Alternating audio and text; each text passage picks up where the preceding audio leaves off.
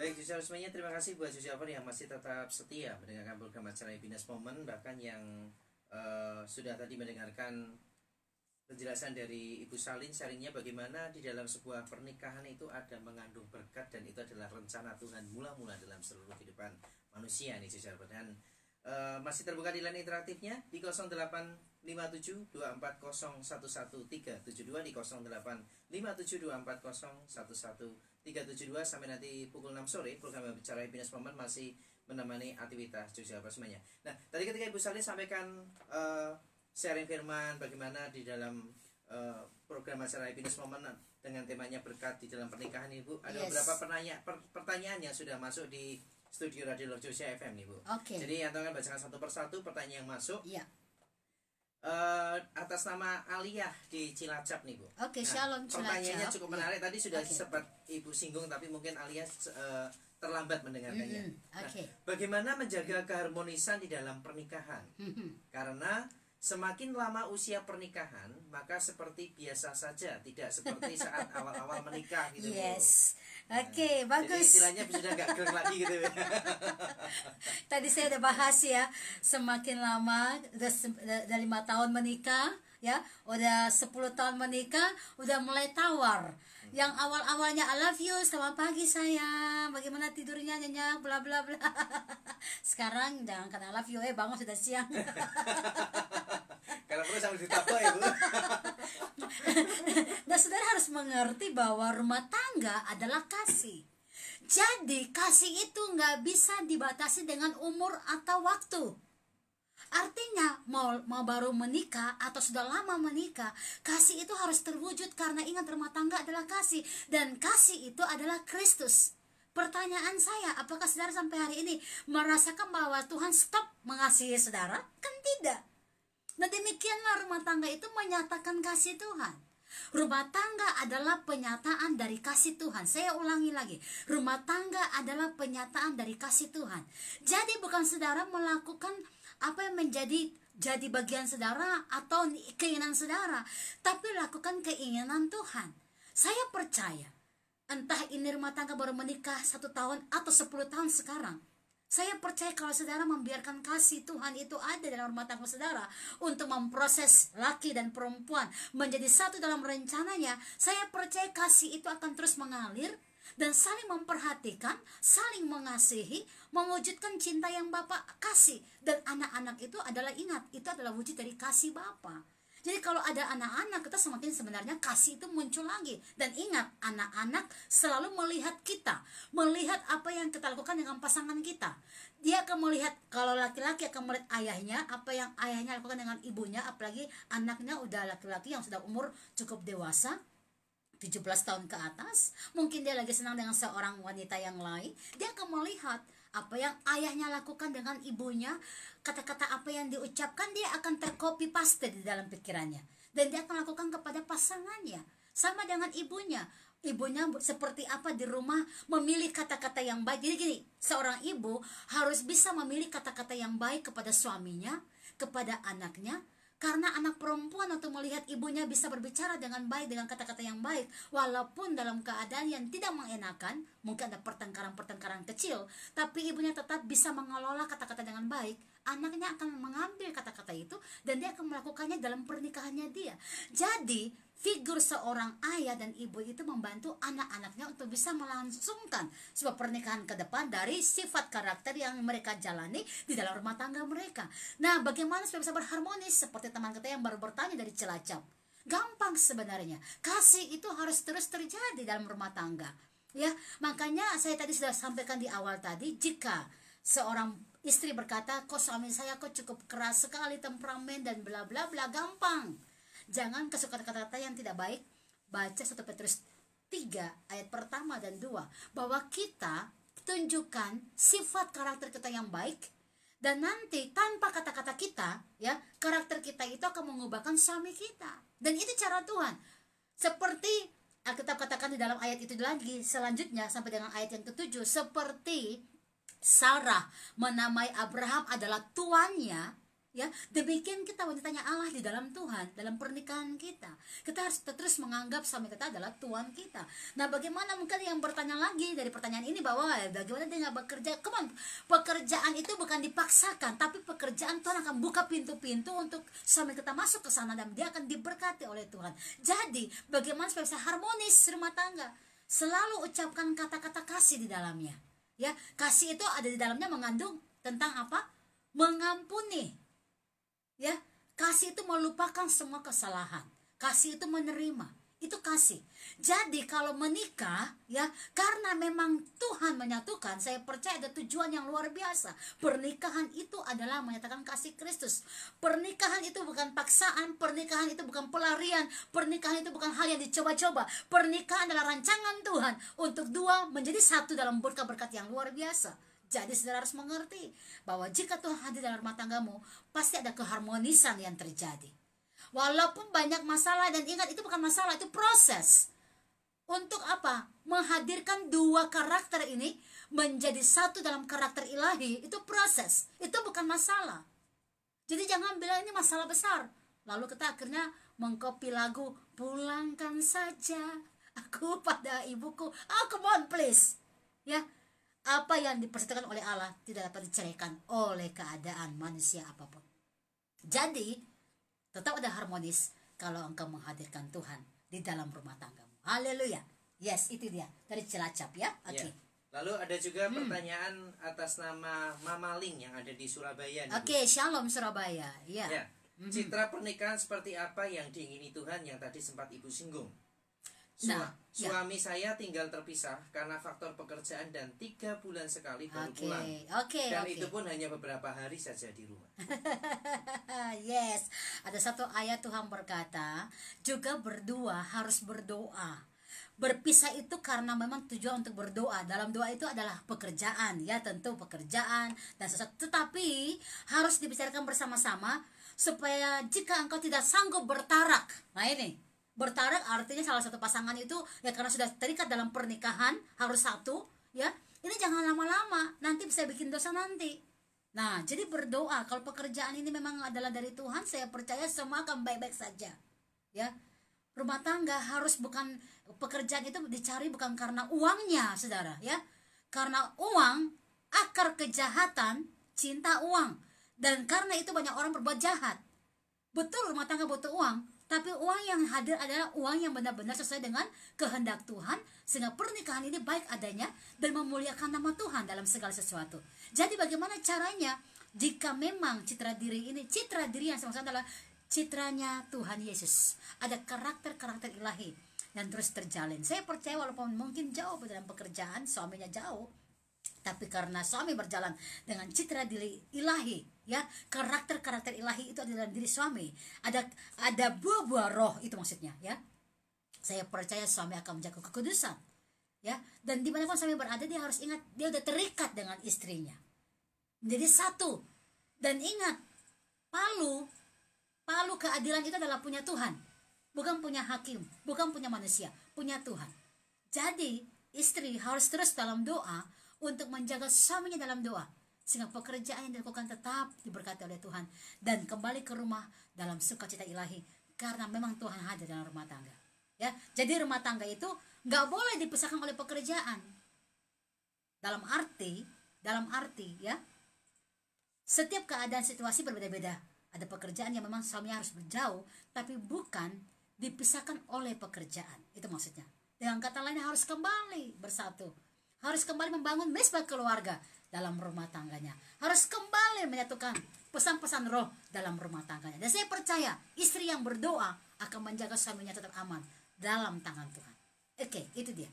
Ya, menarik ya Bu ya. Dan masih ada pertanyaan lagi nih Bu, ya. Atas nama Ujang Galing yang ada di Bandung. Oke, Shalom Bandung. Nah, iya. Pertanyaannya cukup bagus juga. Bagaimana jika karena faktor kesulitan keuangan, maka istri mengambil keputusan untuk bekerja di luar negeri menjadi TKW, dan sudah 4 tahun ini. Haleluya. Posisi dalam keluarga menjadi terbalik karena saya sebagai suami tinggal di rumah. dan mengurus seluruh pekerjaan rumah tangga secara keseluruhan.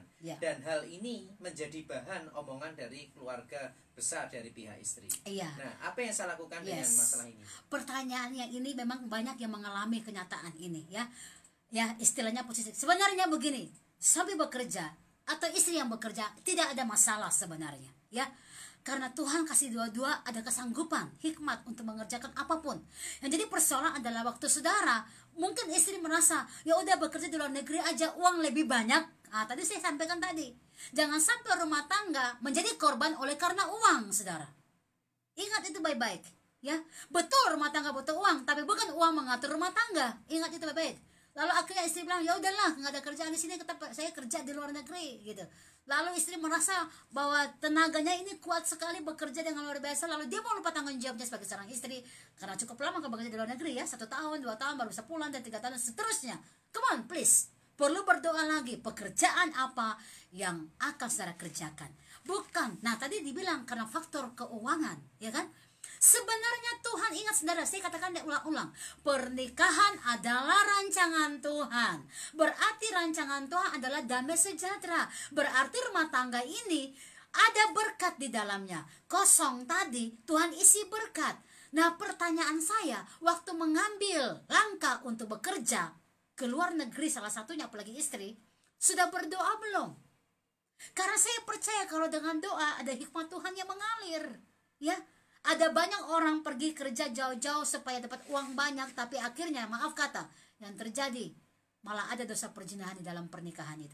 Yang terjadi adalah masing-masing fungsi, ya, suami nggak berfungsi lagi sama apa fungsinya buat istri juga sama suami, dan bahkan lebih parah, mereka nggak berfungsi lagi kepada anak-anak mereka.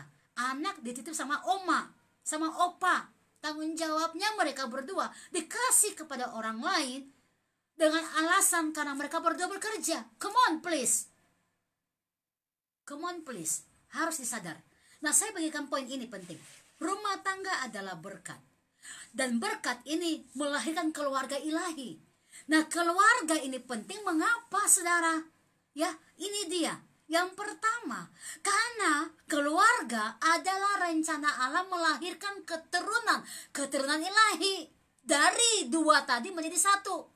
Berarti ini anak yang Tuhan kasih dalam berkat khusus kepada engkau istri dan suami. Ini bukan anak dari opa dan omanya. Kalau dititipkan sementara menjaga, it's okay. Tapi kalau bertahun-tahun akhirnya anak ini dikasih untuk orang lain yang menjaga, saudara harus mengerti, Tuhan mau saudara bertanggung jawab dengan keluarga yang Tuhan kasih. Karena ini rencana Tuhan. Kenapa? Karena keluarga adalah tempat pendidikan bagi keturunan ilahi. Tuhan berkata dalam kitab Ulangan, ya, baca dengan saudara, Ulangan pasal 6 ayat 7-9. Ada banyak keluarga yang gak mengerti ini. Saya katakan, ayo berdoa lagi. Jika saudara punya suami bekerja di luar negeri dan baru bertahun-tahun, 3 tahun, 4 tahun baru pulang, sebaliknya berdoa lagi, karena tanggung jawab berdua harus menjaga, mendidik anak-anak keturunan ilahi ini dalam pendidikan ilahi. Tidak boleh disalahartikan. Boleh orang tua saudara menjaga anak saudara, tapi bukan dalam waktu jangka panjang. Tidak boleh, saudara. Harus mengerti ayat ini.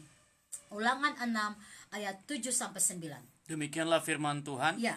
Haruslah engkau mengajarkannya berulang-ulang kepada anak-anakmu, ya, dan membicarakannya apabila engkau duduk di rumahmu, yes, apabila engkau sedang dalam perjalanan. Sebentar. Haruslah engkau membicarakan firman Tuhan ini berulang-ulang. Berulang-ulang. Gimana saudara bisa mengajarkan anak saudara firman Tuhan berulang-ulang? Tuhan berkata di saat engkau duduk di rumahmu. Berarti di rumah saudara bisa mengkontrol anak-anak saudara. Maaf kata, ada banyak orang akhirnya mau mukul anaknya, bahkan maaf kata mengutuk anaknya. Kamu tidak sadar ya, orang tua ini kerja keras di luar negeri untuk kamu, tapi kamu hancurkan masa depanmu. Jangan salahkan anak jika anak akhirnya berontak karena kita nggak ada di rumah untuk mengkontrol anak kita. Berulang-ulang Alkitab katakan, sampaikan firman itu kepada anakmu di rumah. Lanjut. Apabila engkau sedang dalam perjalanan. Saat engkau dalam perjalanan, tetap ingat. Kasih firman buat dia, ingatkan tentang apa yang nasihat roh buat dia. Lanjut. apabila engkau berbaring, saat engkau tidur pun, dan apabila engkau bangun. saat engkau bangun. Terus ayat itu, Haruslah juga engkau mengikatkan firman ini sebagai tanda pada tanganmu, sebagai tanda di tangan saudara, dan haruslah itu menjadi lambang di dahimu, lambang di dalam dahimu. dan haruslah engkau menuliskannya pada tiang pintu rumahmu Oke, lanjut. dan pada pintu gerbangmu. Jadi, firman itu harus menjadi pagar roh dalam keluarga saudara.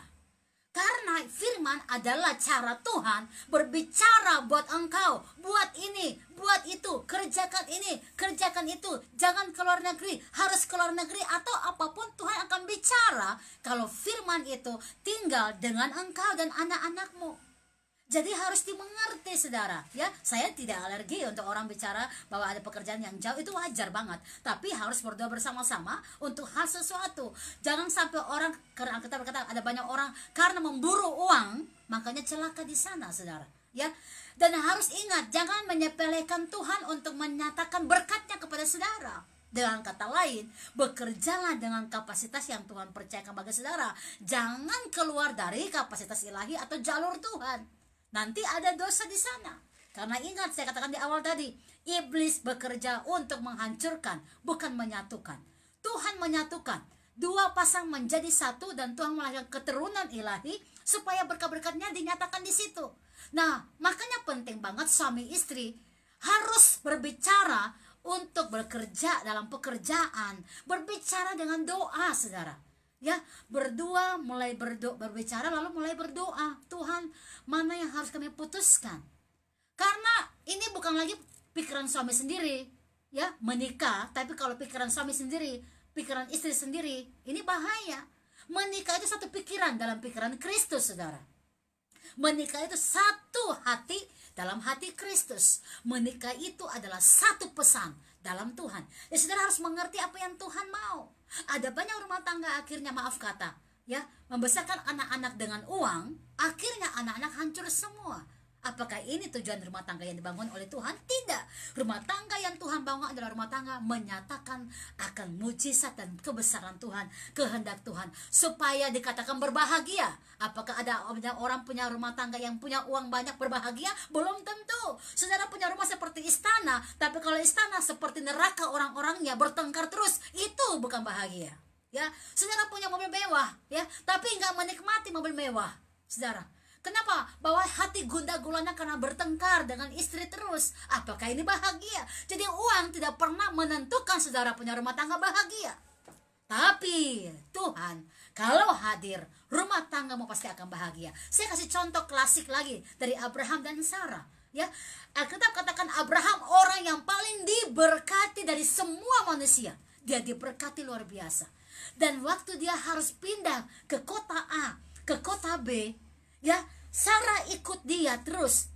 Tapi Sarah nggak meminta, Abraham, karena kamu sudah kaya, bangunlah kita rumah di sini bagus sekali. Dan zaman dulu kalau orang bangun rumah pakai emas loh, saudara.